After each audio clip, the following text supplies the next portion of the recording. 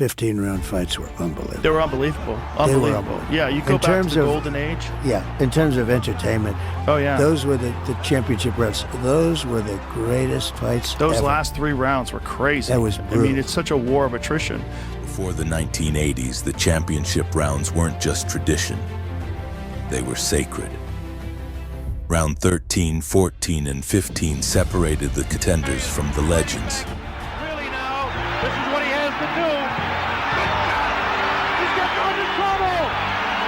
Yes.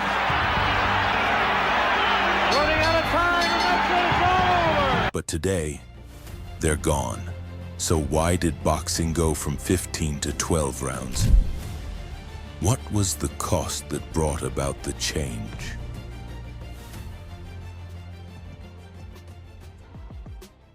For most of the 20th century, the championship distance in professional boxing was 15 rounds. It was a test not just of skill, but of heart, endurance, and willpower. Burns is in real trouble. Burns got a punch. Burns back against the ropes again, and that's all.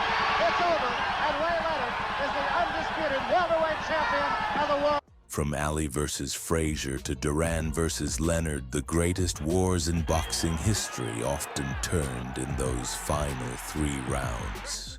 Fighters trained for them, fans expected them. Legends were made because of them.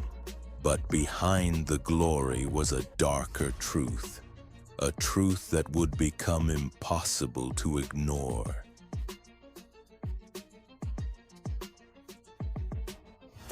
By the 1970s, doctors and ringside physicians were seeing patterns. Fatal injuries in boxing weren't necessarily about how hard a fighter got hit, but how long they were forced to take punishment. One chilling example came in 1962, when Emil Griffith knocked out Benny the Kid Parry in the 12th round of a brutal nationally televised fight. Parrott never regained consciousness. He died 10 days later. He was just 25. To go, and they're going to stop it. They're going to stop it as Perret sags to the canvas. Perret goes down from sheer exhaustion. Look at him there. As his hand was to his mouth. A new champion is Emil Griffith, but we're more concerned about the condition of Benny Kid Perret. Perret is stretched out in the corner just above us in a neutral corner. Benny is being placed on a stretcher. Crowd is applauding Perret, a well-deserved tribute to a game little battler. But the moment that changed everything came 2 decades later in the opposite side of the country.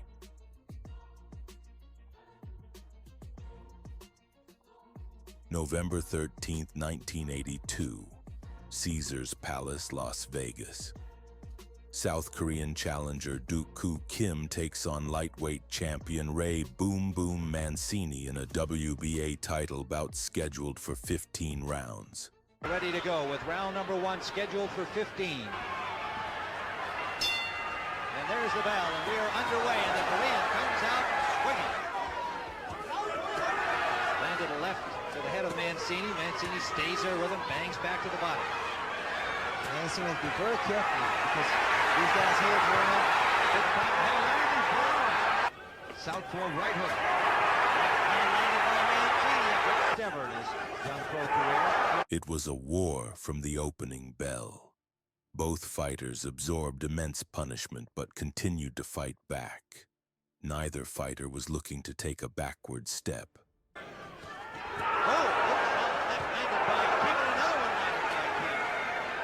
Mancini needs to watch that overhand left hand. Said he got nailed by some combination. Good straight left hand by Kim. Yeah, that Mancini would be right in front of him. He's trying to pound away at that nose that bleeds easily. He was pounding away. Mancini throws his punches a little shorter, a little more crisp than Kim. Kim really swings.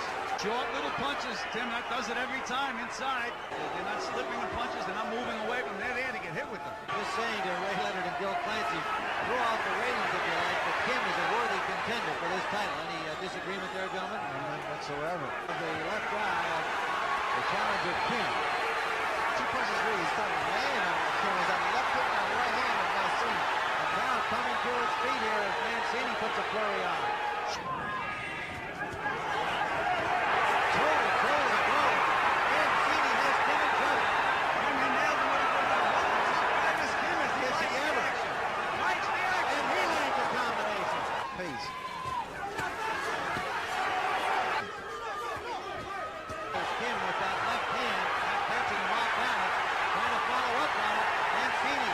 number 15, and it's a close fight to this point.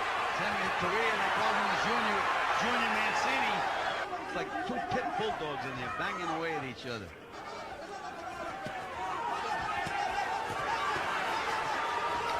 Those shots to the body, just devastating. Kim is starting to move around now. Inside, though, has been belonged to Ray Mancini with those short punches. He's landing 3 and 4 to 1. Inside. And not only do they pile up points, Ray, they confuse the other fighters. Good flurry by Kim, and Mancini pulls out of there. And Kim started to connect. Kim trying to hurt him against the rope. He's got Mancini into trouble. Mancini was in trouble at Tim. He was hurt. Oh, that punch could change things right back around the other way. That's the kind of fight it's been. This is an endurance test, Tim, too, also, because they're pushing and they're muscling each other. That really gets you tired. Mancini, the champion, goes toe-to-toe. Good left hand by Kim. Another. There's that left landing again. And it has been a tough, grueling fight. He lands a good combination. And here's that right hook and straight left hand by Kim just at the end of the last round to really rock Mancini. Have another tough fight to judge. Good straight left hand by Tim. Rock Mancini. Mancini pounding away. Now Mancini pounding to the head of Kim. Tim, he was able to muscle Kim that time. Use his strength. Can't get a clean shot in here. Mancini is now able to move him around. Right now it's Mancini's strength that's been the difference. It's not only Tim that... Kim went for a punch. He landed a punch and Kim went down. Yes, he did. He was throwing a punch and then suddenly either lost his balance or at the time of the impact of Mancini's punch. I'm not sure if it was a knockdown or not. Richard Green thought not. Well, then at the time of impact, that's a punch. If you hit it. Now he's got him in trouble. Now he has been in trouble. Swelling around the left eye of the challenger Kim. One of those, he's been the fresher man, more effective man as we've seen it, and he comes off his stool, trying to get to Kim immediately. And did he get to him immediately? Yes, he did, and that is a tactic of Kim. That was Mancini coming right across the ring, pounding away at Kim. Kim wobbling down to the corner rope. He's hurt now. Yes, he is.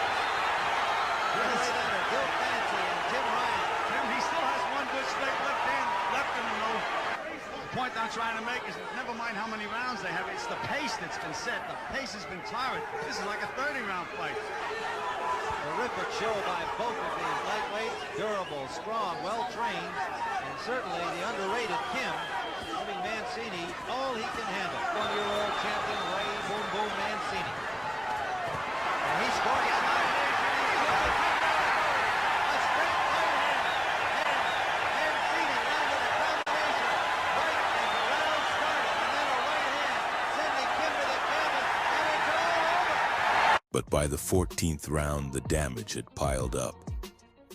Exhausted and hurt, Kim was knocked down. He never got up. He collapsed minutes after the fight, slipped into a coma, and died 4 days later from a brain hemorrhage. Kim fought his heart out, and you have to admire his courage. He was 23 years old.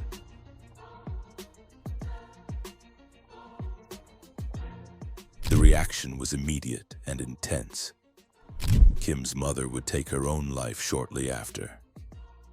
Months later, the referee of the bout, Richard Green, also died by suicide. He really felt bad.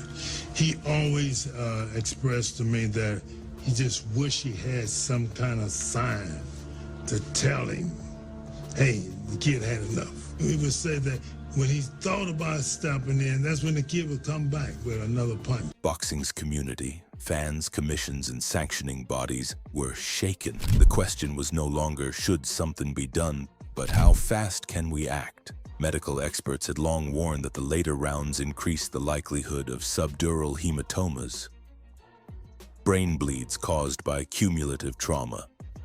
In fact, a 1983 report by the Journal of the American Medical Association highlighted that more than 50% of ring deaths occurred after the 10th round. The solution wasn't to end boxing, but to reduce exposure. just 3 rounds less could significantly decrease the risk of fatal injury. In early 1983, the World Boxing Council, WBC, made the first historic move. It announced that all championship fights under its banner would be limited to 12 rounds, not 15. Critics balked. Purists saw it as watering down the sport. Recently, the WBC decided to cut the length of title fights from 15 rounds to 12 rounds. The rationale being that most fighters that were injured in title fights got hurt in the last 3 rounds when they were tired. This judgmental ruling, unsubstantiated by statistical evidence, met with violent objection from the boxing world. The difference between a 10-round fighter, 12-round fighter, and a 15-round fighter.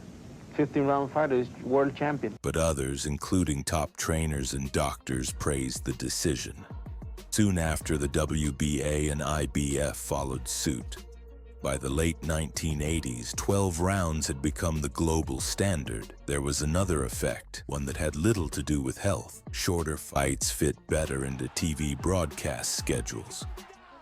Networks like HBO and Showtime no longer had to worry about going over time, losing advertisers, or post-fight coverage delays.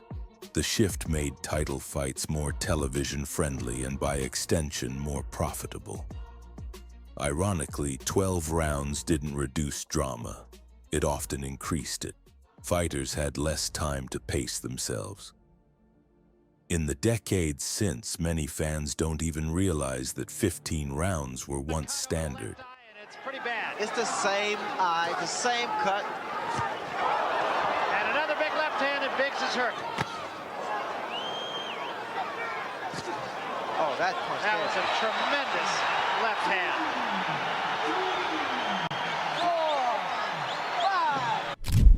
And while the sport remains dangerous, fatalities per sanctioned bout have dropped since the 1980s. The National Library of Medication published a report in 2010, and it stated they found no significant variables to support that this decline is related to a reduction in rounds. Rather, the report suggests the decline to be the result of shorter careers and fewer fights. Less exposure to head trauma. The report also suggests increased medical oversight and stricter safety regulations have also played a role in less deaths in the ring. The loss of Duk Koo Kim was a tragedy, but it wasn't in vain. His death sparked a movement that modernized boxing safety, arguably preserving the sport for future generations. Boxing is brutal. It's never been a game, but sometimes it takes tragedy to make progress. Thanks for watching. If you learned something new today, consider liking and subscribing to support more boxing documentaries like this one. Until next time, stay sharp. This is OMR Boxing signing off.